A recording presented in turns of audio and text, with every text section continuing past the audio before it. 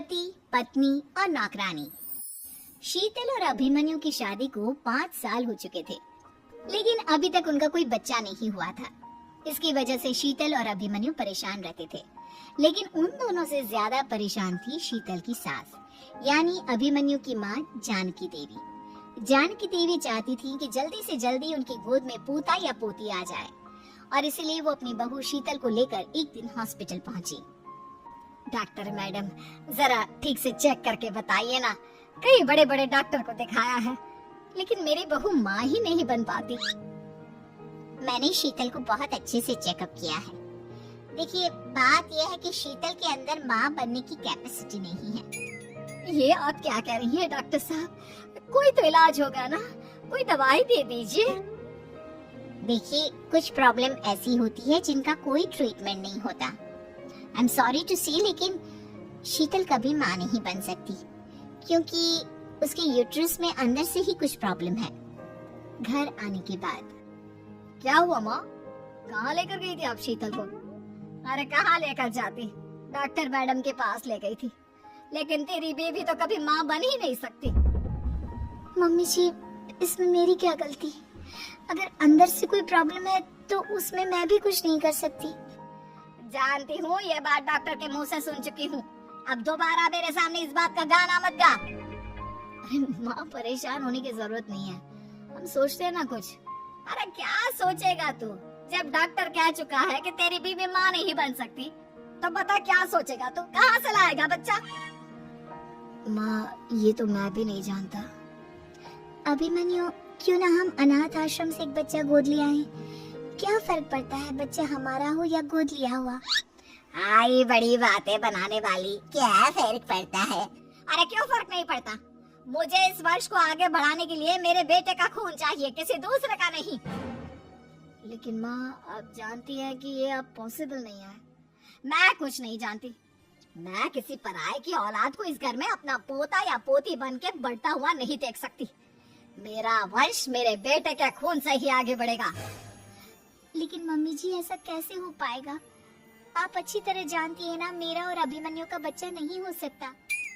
तो मैं अपने बेटे की दूसरी शादी करवाऊंगी और अपनी दूसरी बीवी से ये मुझे बच्चा पैदा करके देगा।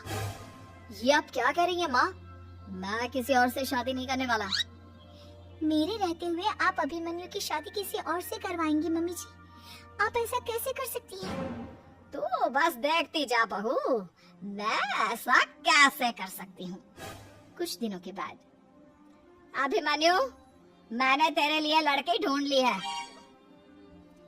माँ, मैं आपको कितनी बार समझाऊं, मुझे किसी से शादी नहीं करनी है। पहले मेरी बात सुन। ये जो चमेली है ना, हमारे घर में काम करने आती है, वो तुझसे शादी करने के लिए तैयार है। मम्मी जी, आप अभिमन्यु की शादी एक नौकरानी के साथ करवाएंगी?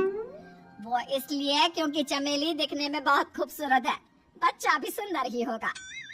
मम्मी जी, लेकिन एक बच्चे के लिए अपने बेटे की शादी नौकरानी के साथ करवाना, क्या ये सही है? अगर अभिमन्यु ने शादी नहीं की ना, तो मैं अपनी जान दे दूंगी। अब देख लो, अगर तुम्हें अपनी माँ की जान प्यारी है तो तुम्हें इस नौकरानी के साथ शादी करनी ही होगी। इस तरह जानकी देवी अपने बेटे अभिमन्यु की शादी नौकरानी चमेली के साथ करवा देती है। कुछ दिनों के बाद, नौकरानी से मालकिन बन गई तो मजा आ गया। अब तो मैं इस घर की मालकिन हूँ। देखो, अपने आप को ज्यादा मालकिन समझने की कोशिश मत करो। एक बार तुम्हारा और अभिमन्यु का बच्चा इस दुनिया में आ जाए, उसके बाद तुम इस घर से हमेशा के लिए चली जाना। अरे जाओ जाओ, किसी और के आगे बातें बनाना। एक बच्चा तो पैदा नहीं कर सकी। बढ़िया आई, जाओ जाकर मेरे लिए कॉफी बना कर लाओ। नौकरानी मैं हूँ या तुम? मम्मी जी, देखिए ना, शीतल मुझसे किस तरह से बात कर रही है। शीतल, तुम्हें पता है ना चमेली प्रेग्नेंट है, मेरे बेटे के बच्चे की माँ बनने वाली है। वो जैसा कहती है वैसा करो। लेकिन मम्मी जी, वो मुझे नौकरों की तरह ट्रीट कर रही है। अरे तो करेगी ना, वैसे भी बहू तुम हो किस काम की? एक बच्चा तो पैदा नहीं कर सकती। जाओ अब घर के सारे काम करो और चमेली को आराम करने दो। थैंक यू मम्मी जी, भगवान आपका भला करे। आप नहीं होती तो मैं नौकरानी से महारानी कैसे बनती?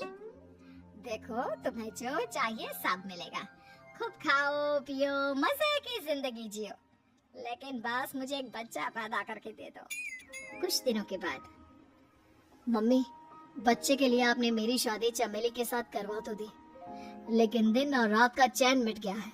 सारा दिन शीतल और चमेली की बहस चलती रहती है। अब शीतल को इस घर में रखने से क्या होगा? मैं तो कहती हूँ उसे घर से निकाल दो, है भी किस काम की। मैं ऐसा नहीं कर सकता माँ, वो मेरी पत्नी है, उससे बहुत प्यार करता हूँ मैं। तुम्हारी पत्नी चमेली है, चमेली, उससे प्यार करो। अरे तुम्हारे बच्चे को जन्म देने वाली है वो। अभिमन्यु, मैं खुद ही इस घर से चली जाती हूँ। वैसे भी अपने ही घर में नौकरों की तरह रहकर परेशान हो चुकी हूँ। घर की नौकरानी मेरे ऊपर हुक्म चलाती है, वो तुम्हारी पत्नी बन चुकी है। अब मेरा इस घर में क्या काम? अभिमन्यु के बार बार रोकने पर भी शीतल उस घर से चली जाती है। कुछ दिनों के बाद चमेली एक बच्चे को जन्म देती है। भगवान ने मेरी सुन ली, मेरे बेटे का घर भर गया, उसका अपना बच्चा इस दुनिया में आ गया। मम्मी जी, बच्चे को हाथ लगाने से पहले मेरी एक शर्त तो सुन लो। तुम कहना क्या चाहती हो चमेली? आपकी मम्मी को बहुत शौक था ना अपने पोते को खिलाने का। अब देखो, इस दुनिया में हर चीज की कोई ना कोई कीमत तो होती है। तुम अपनी आधी प्रॉपर्टी मेरे नाम कर दो, बच्चा तुम्हारे नाम। अरे लेकिन मैंने अपने बेटे से तुम्हारी शादी करवाई है, अब ये सौदेबाजी कहाँ से आ गई? जो औरत अपनी बहू को घर से निकाल कर एक नौकरानी के साथ अपने बेटे की शादी करवा दे, वो तो सौदेबाजी कर ही सकती है ना। उसका कैसे भरोसा कर सकते हैं? मुझे बस आप लोगों की प्रॉपर्टी चाहिए, उसके बाद ही बच्चे को आप हाथ लगा सकते हैं। मैंने कहा था ना मम्मी, आप गलत कर रही हैं। देखिए, उसका नतीजा आपके सामने है। जब शीतल को पता चलता है कि अभिमन्यु और चमेली का बच्चा दुनिया में आ गया है, तो वो अपने घर पहुंचती है। अभिमन्यु, कहाँ है आपका बच्चा? क्या मैं उसे देख सकती हूँ? कुछ भी मत पूछो शीतल, माँ की हुई एक गलती हम लोगों पर भारी पड़ रही है। वो नौकरानी अपनी औकात पर आ गई है और अब हमसे अपनी आधी प्रॉपर्टी मांग रही है, वो भी बच्चे के बदले में। एक बात कहूँ अभिमन्यु, आप उससे कुछ भी देने से मना कर दो। अरे कैसी बात कर रही हो? मेरे बेटे की औलाद है उसके पास, ऐसे कैसे मना कर दे? मम्मी जी, वो अभिमन्यु का बच्चा नहीं है, वो चमेली और उसके बॉयफ्रेंड का बच्चा है। ये तुम क्या कह रही हो शीतल? ये देखिए वीडियो, चमेली और उसका बॉयफ्रेंड आपस में बातें कर रहे हैं कि उन दोनों ने मिलकर आपको बेवकूफ बनाया है और अब इस बच्चे के बदले आपसे प्रॉपर्टी भी हड़प लेंगे। हे भगवान, ये मुझसे क्या हो गया? ना तो बच्चा मिला और अपने बेटे की नौकरानी के साथ शादी करवा दी सो अलग। अब क्या होगा? मुझे माफ कर दो शीतल, मेरी वजह से तुम्हें बहुत तकलीफ हुई है। अभिमन्यु, मैंने कहा ना, उस नौकरानी को उसके बच्चे सहित इस घर से बाहर निकाल दो। लगता है मेरे अभिमन्यु का बाप बनने का सपना अधूरा ही रह जाएगा। अभिमन्यु, अपनी मम्मी से कहो कि परेशान ना हो। आपको याद है एक बार हम एक IVF सेंटर गए थे, मैंने फिर से वहां जाकर बात की थी और आपको पता है इस बार मैं प्रेग्नेंट हूँ, क्योंकि हमने वहां पर प्रोसीजर करवाया था जिसकी वजह से मैं प्रेग्नेंट हो गई थी और इस बात का पता मुझे बस कुछ महीने पहले ही लगा है। हमारा बच्चा इस दुनिया में आने वाला है अभिमन्यु। मुझे माफ कर दो शीतल बहू, मुझसे बहुत बड़ी गलती हो गई। कोई बात नहीं माँ, लेकिन अब हमें उस धोखेबाज नौकरानी को इस घर से बाहर निकाला है और इस घर के मालकिन को वापस घर लाना है, वो भी अपने बच्चे के साथ।